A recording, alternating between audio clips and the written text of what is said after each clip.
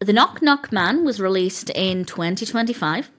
This is directed and written by Joseph Mazzaferro, with a cast including Ty Bialik, Kamryn Emory, Jess Gluzband, Callie Grayson, Aaron Idlis, Jennifer Janette, Austin Janowsky, Gerard Murray, Jazmine Rodriguez, and Logan Van Dyke. I wouldn't normally read out that many, but that's the entirety of the cast on IMDb, so I might as well read them all out. And it is a very tame horror film. So if you're new to horror, or you like horror but you don't like really scary films, then it could be okay. It's not that engaging, but there are a few moments that are not too bad. So if you like tamer horror films and the concept sounds interesting to you, maybe it's worth watching.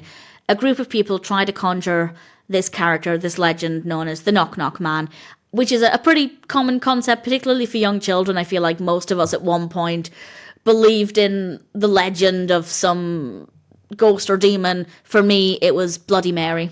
I feel like that was quite a common one for schools, and people would put ketchup on the mirrors in the bathroom and we'd think it's blood. Yeah, it's a common happening to try and conjure somebody up, and that's the case here. But to be honest, for a lot of the film, not much happens. There are a few scenes that are okay. There are a few scenes that are a bit more intense and things get quite interesting, but it is quite slow, and there are a lot of scenes where not much happens. On the plus, the characters are fine. The performances are decent. Nobody annoyed me. There were no characters I did not like, and that's always a bonus.